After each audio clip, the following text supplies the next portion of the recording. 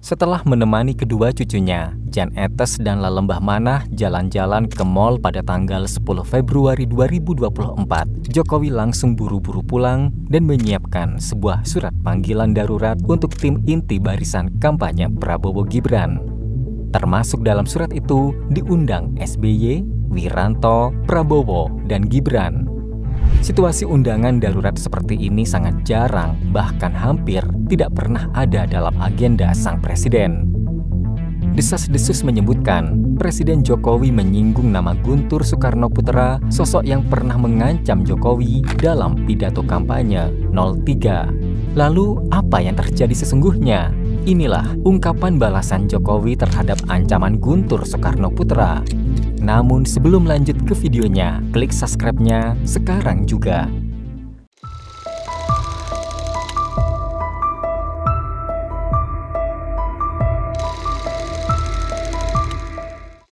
Banyak orang yang mengira kalau Presiden Jokowi tidak akan menggubris pesan kebencian yang diucap oleh kakak kandung Megawati itu. Namun, seperti biasa, Jokowi tidak akan bereaksi di waktu yang sama ketika ia digigit. Ia membiarkan serangan itu, dan ketika dirasa tidak ada perlawanan, disitulah Jokowi baru bergerak. Guntur Soekarnoputra mengancam akan membuat nasib Jokowi menderita ketika Ganjar Pranowo berhasil memenangkan Pilpres tahun ini. Perkataan Guntur kemudian disesalkan banyak pihak, termasuk cucu Presiden Soekarno, Mahardika, yang ikut mengutuk gertakan tersebut. Menurut Mahardika, pernyataan bernada ancaman tersebut sangat tidak pantas disampaikan oleh tokoh senior sekelas Guntur.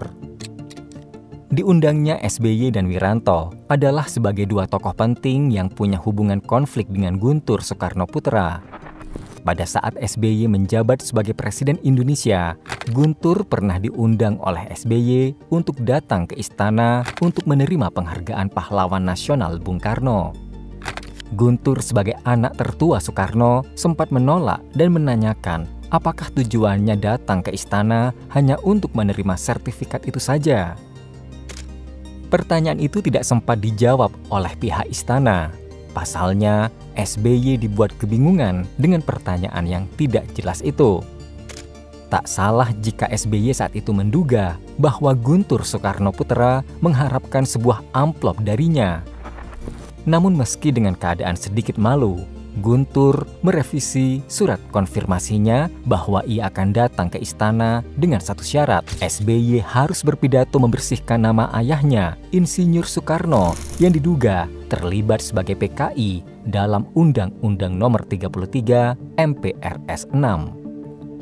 Memang hubungan SBY dengan keluarga Soekarno kurang akrab, apalagi setelah Megawati yang selalu merasa jadi korban pengkhianatan SBY ketika kalah bersaing di pertarungan Pilpres tahun 2004. Inilah mengapa Jokowi mengundang SBY ke istana untuk mengorek informasi tentang Guntur Soekarnoputra. Memang bukan kali pertama Guntur terpeleset saat berbicara. Dan Jokowi tidak menginginkan orang-orang lansia seperti Guntur diberi panggung lagi dalam berbicara politik. Pasalnya daripada menggunakan logika, Jokowi menilai sikap Guntur lebih ke arah emosi. Dan ini dinilai cukup berbahaya bagi bangsa Indonesia. Jokowi mulai ambil sikap tegas. Kapolri Listio Sigit Prabowo ditugaskan untuk memantau Guntur.